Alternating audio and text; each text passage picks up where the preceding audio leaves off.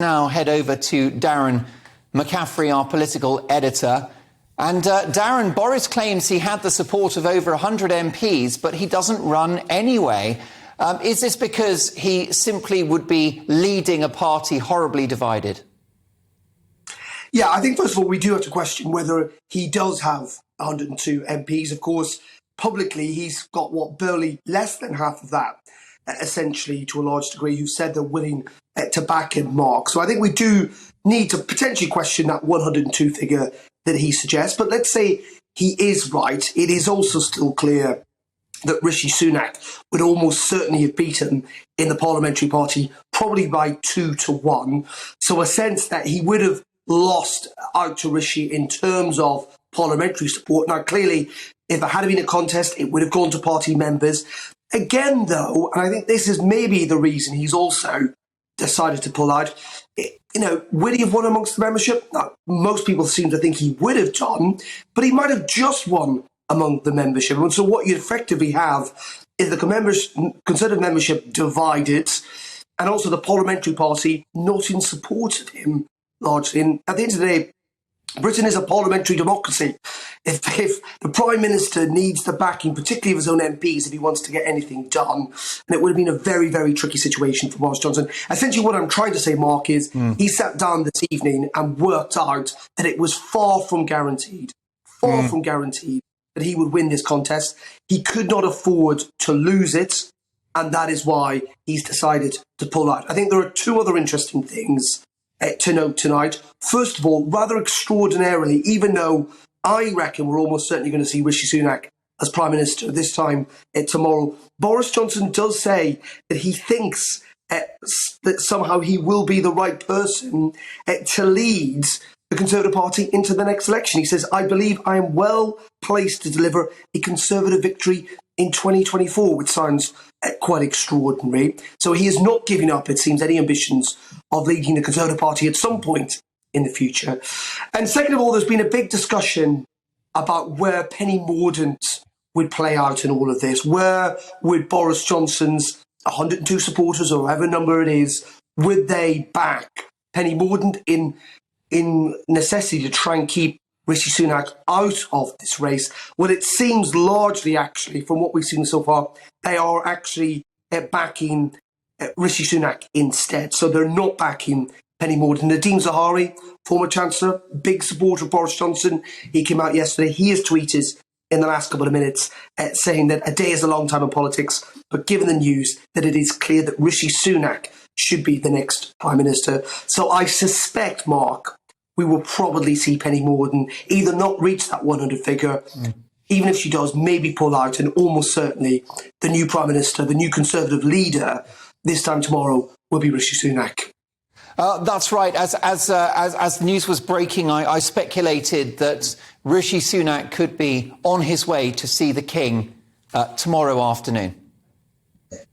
Yeah, I think we're almost certainly going to see that. Now, clearly, the deadline had been set by the Conservative Party was this Friday. Liz Truss, the current Prime Minister, spent all weekend in Chequers saying goodbye to staff and holding parties and thanking loyal MPs. But in the end, the Conservative Party clearly want to get on top of this pretty quickly. If it is not going to go to, and I would suggest, as I say, nothing out in British politics these days, but it seems very, very unlikely now, I think, that we will see a challenge that goes to the membership. They will want to have Rishi Sunak in place, certainly for Prime Minister's Question Time on Wednesday. I mean, that would have been a difficult, humiliating experience, I would have thought, for Liz Truss. So they will definitely want him in place by Wednesday. And also, it does seem that he is determined, along with Jeremy Hunt, who will, I think, almost certainly stay as Chancellor, to go ahead with this really big, important fiscal event next Monday on Halloween, the 31st of October.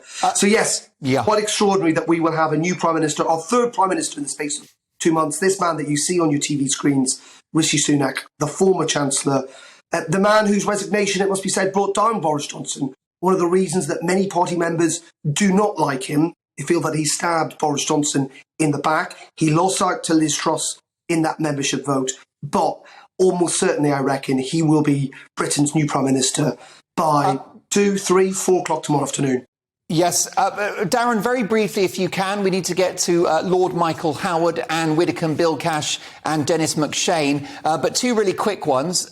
Do you think that there's a thought in the mind of Rishi Sunak that he'd like the membership to give him that mandate, that if Penny Mordaunt hits 100, the grassroots Tories should actually, send him to number 10. And if not, if Penny Mordaunt either doesn't hit 100 or she concedes, she gets a big job in his cabinet, possibly Deputy Prime Minister. Yeah, indeed, Foreign Secretary's been talked about as well, Mark. I think at this stage, given what's happening, given the fact the momentum's behind Rishi Sunak, given it seems the Parliamentary Party is to a large degree now rowing behind former Chancellor, I'm not entirely sure we'll go to a membership vote. Also, there are big questions about whether Conservative Party headquarters was able really to carry out this online ballot in such a quick fashion, whether it could be challenged. I think the party fundamentally wanted to avoid it as much as they could. I think that opportunity will come tomorrow. And yes, I think Rishi Sunak is going to have to learn the lessons to a degree from Boris Johnson and particularly Liz Sunak. This is going to have to be a cabinet that reflects the makeup of the Conservative Party if he wants to be a Prime Minister that can govern, given the divisions within the Conservative Party. And it is not going to be an easy ride for Rishi Sunak. He's got a cost of living crisis, he's got financial turmoil on the markets, and he has also got a divided party and a section of the party that frankly will never forgive him for helping, they see, to oust Boris Johnson. So it's going to be pretty difficult for Rishi Sunak going forward. Darren McCaffrey, brilliant stuff. I look forward to watching your coverage on GB News tomorrow. Of course, Darren McCaffrey there, our political editor, suggesting that Rishi Sunak may receive, in fact, is perhaps likely to get that coronation, and he'll be on his way to Buckingham Palace at some point tomorrow. More reaction coming in. You're all not happy, Mark, at gbnews.uk. I'm looking for a positive Rishi Sunak email at this point, but you're not happy at all. How about this, Adrian? Mark, the statement you read out is spot on. Boris is the right person to win an election in 2024. He'll wait till then. He would win as well. He said it's not the right time. Now it certainly isn't. There you go, Adrian. Thank you for that.